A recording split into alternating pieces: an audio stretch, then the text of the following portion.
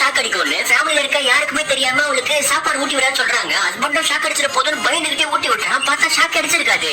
இதே அட்வான்டேஜ் வச்சு நைட் அவன் இடுப்புல கைய வைக்க ஷாக் அடிச்சு அவன் தூக்கி வீசிட்டு கோயில்ல ஹீரோட எதிரியா அவன் அசிங்கப்படுத்துறாங்க. கோபமான ஹீரோயின் சாரியில இருக்கும் போது எல்லாருக்குமே ஷாக் கொடுத்து அடிச்சு பறக்க விட்டுருவான்.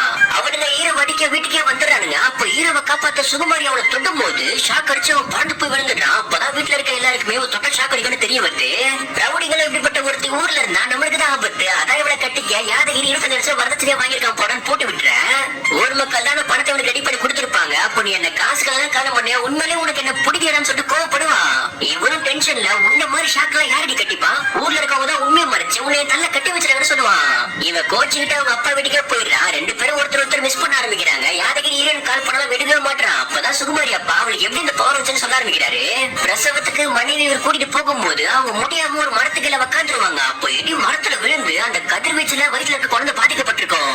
சோ அவ பிறந்ததுக்கு அப்புறம் அவளை தொட்டா செட்டைம் ஷாக் அடிக்குது, செட்டைம் அடிக்க மாட்டேங்குது. இது எப்படி பாசிபிள் எங்களுக்கே தெரியல டாக்டர் சொல்ல.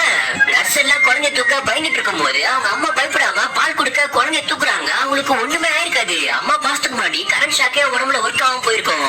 ஆனா 10 வயசு இருக்கும் போது அவங்க அம்மா இறந்தே போயிடுறாங்க. அதுக்கப்புறம் இவ யார தொட்டாலும் அவங்களுக்கு ஷாக் அடிக்க ஆரம்பிச்சிருக்கும். பிரசன்ட்ல ஊருக்குள்ள ஒரு லேடிக்கு குழந்தை இறந்து போயிருக்கும். சுகுமாரி அந்த குழந்தை தொட்ட அடுத்த நிமிஷமே ஷாக்கான குழந்தைக்கு உயிரை வந்துடு.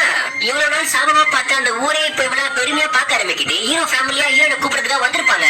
ஹீரோ நான் கோவத்துல தான் அப்படி சொல்லிட்டேன், உண்மையிலே உன்னை பிடிச்சதை கல்யாணம் பண்ண சொல்ல இவ்வளவு சமாதானமா ஹீரோவை கட்டி பிடிக்கிறா. ஆனா அவனுக்கு ஷாக் அடிக்க மாட்டேங்குது. ஹஸ்பண்டா ஹீரோயின் அம்மாவை பார்க்க ஆரம்பிச்சிருப்பான். அம்மா இருக்கும் போது எப்படி இவளுக்கு அந்த ஷாக் போட இருக்காம போச்சோ இப்பயும் அந்த ஷாக்கோட சாபங்களை விட்டு நீங்கிறது ஊர்